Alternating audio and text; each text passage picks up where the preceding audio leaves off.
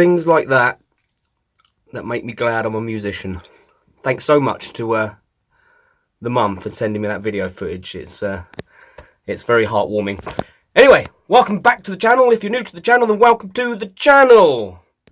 Bit of an update for you today, bit of a different one. I'm going to be looking at my pedal board in a minute, and quite a few of you have asked me what pedals I'm running and stuff like that for my electric rig, so I'm going to be doing a bit of that, and I need to do a sort out. This place is a tip. I've got too much stuff. Just give you a scout round my room. I mean, my studio is quite small.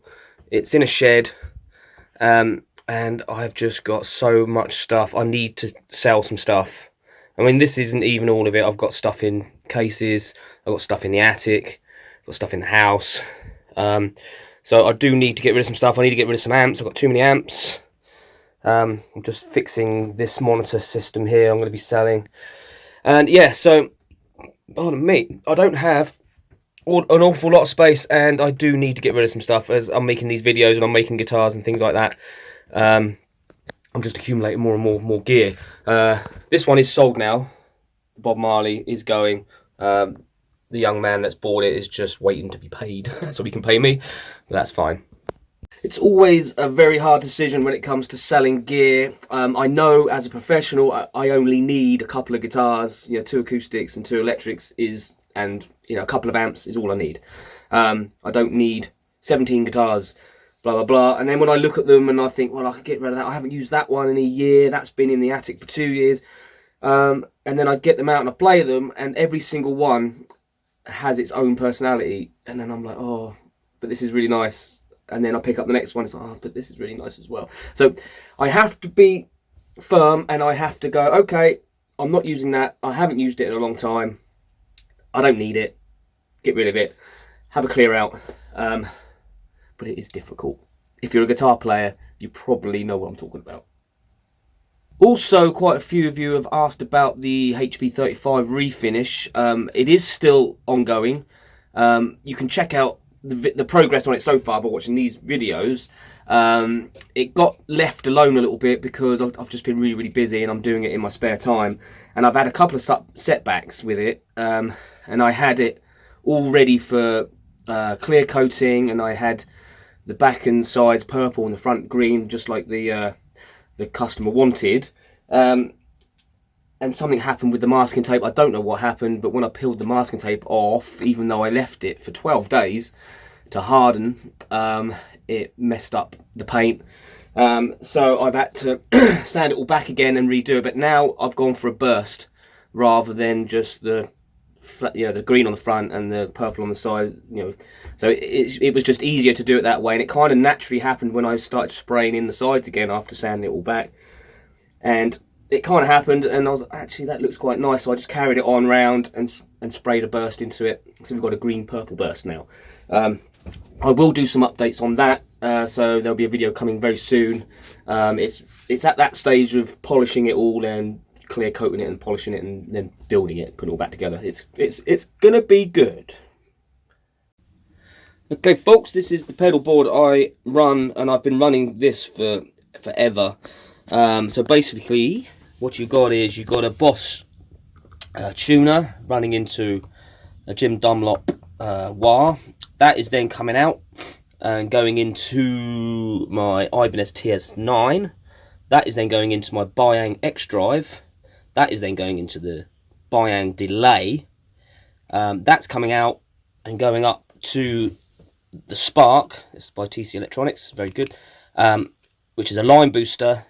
That is then travelling to the noise reducer, and that's the out. So the in is in the tuner, and the out comes out the noise reducer there.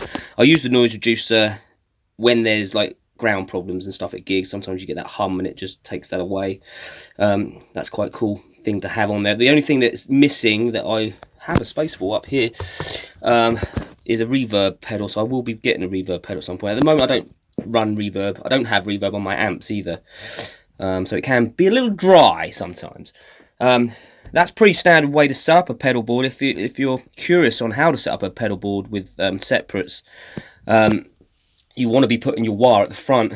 You don't want to put your wah after your distortion and you don't want to put your delay and effects before your distortion, if that makes sense, because you don't want to wah the clean signal. You don't want to, sorry, distort the clean signal before the wah. You want to have a wired clean signal, and then you distort that signal, and then your delay comes at the end. It always comes at the end, or your delay or your reverbs and stuff like that, because that just colours the whole sound to your liking, whatever you like. I use the line booster not because of volume, but just because it just adds a little bit more breakup on the valves. I use a valve amp. A 5-watt valve head is my go-to. I have an 18 and I have a 30 as well. And I just have that on, just not up high, just enough to, it just gives that little bit of breakup on the valves. It's nice thing to have. It doesn't really add much to the volume, to be fair, because of the headroom of the amp. The Ibanez TS9, this one I use as a booster. My main tube, sorry, easy for you to say. My main tube screamer is the Bayang TS9, and that's a great pedal. It's just literally a clone of the Ibanez, but it's a little bit more aggressive, which I like. And then I use that as the main tube screamer, distortion sound, whatever you want. And the Ibanez I use as a boost, and I have the gain quite low. So if I'm in a solo, the song's heavy and it's pumping, I just want to just have that little more. Just go to number 11. It takes you there. So that's really cool. Not an expensive pedal board at all. The most expensive thing on there is probably the Ibanez TS9. I think they're just over £100. I'm not sure, but the rest of the pedals, the Bayang stuff, they're all like 40 quid each. I'm not sure on the wah. I think they're about 80. The Behringer or Behringer, whatever you want to call it, they're very cheap. Their pedals are very cheap, very good. So yeah, the whole board is probably under, I would say, under 300, 350 quid. That's it.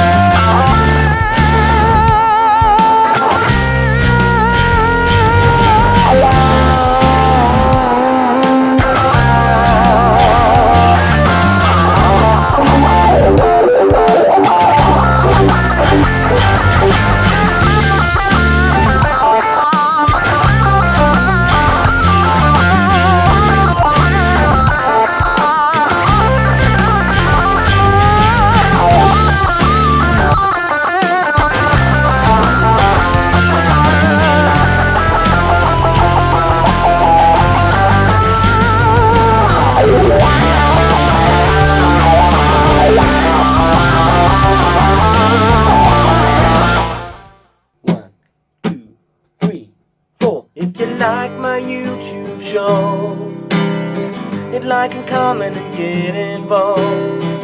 If you dig my vibe, then hit subscribe and never miss an episode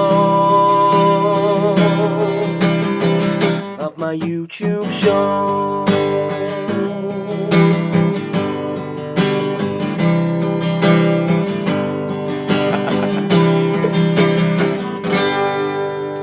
Peace. Till next time.